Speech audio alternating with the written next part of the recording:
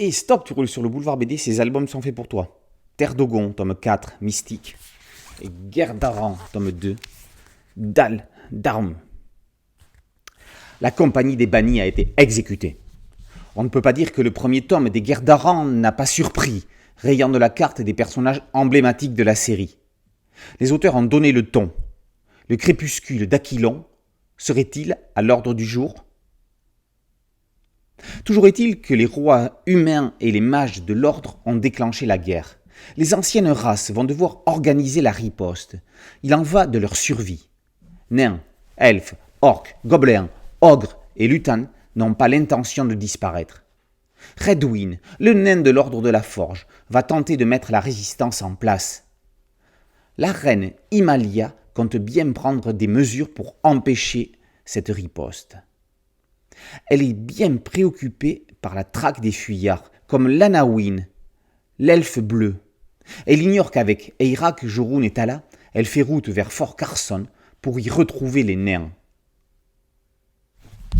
Retour sur les terres d'Ogon pour une héroïque fantaisie aux ambiances africaines. Cité solaire d'Amenra, le lac sacré souterrain est le réceptacle de toutes les mémoires de ceux qui avaient vécu dans la cité. Les prêtresses de Kéleb se sont réunies pour réveiller les mémoires du prince solaire Abo-Sibel, héritier du roi solaire. Ka, le jeune garçon qui l'observe, est son demi-frère. Lui, le bâtard, n'aura jamais ce privilège.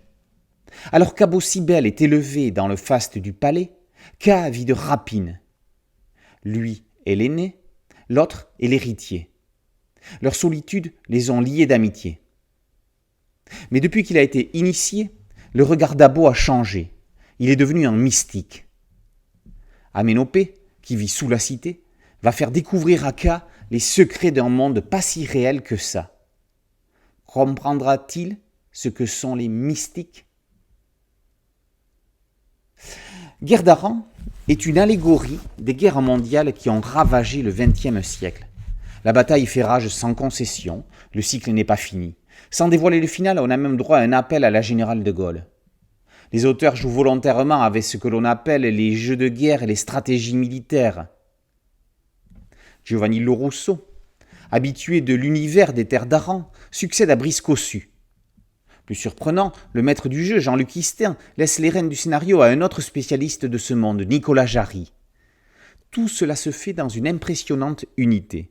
On a vraiment l'impression que les auteurs jouent entre eux, se lançant des défis, laissant en plan une situation pour voir comment l'autre va s'en sortir. Il y a une véritable émulation qui donne un résultat détonnant.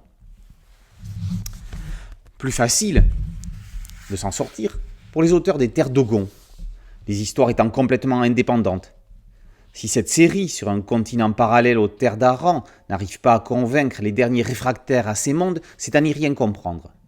L'heroic fantasy s'effacerait presque derrière un fantastique, une sorcellerie plus humaine.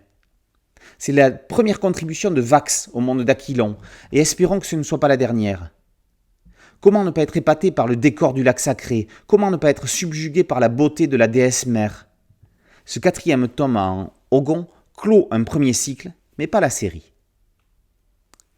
Loin des univers simplistes du genre que l'on a pu connaître dans les années 90, l'Aquilonverse est un univers d'une richesse incroyable et ne reste pas cloisonné sur lui-même, capable d'attirer à lui des réfractaires. Étonnant. Terre d'Ogon, tome 4, Mystique, par Jarry et Vax. Guerre d'Aran, tome 2, Dalle d'Armes, par Jarry et Lorusso, sont parus aux éditions Soleil. Boulevard BD, c'était un site dédié, un podcast audio et une chaîne YouTube.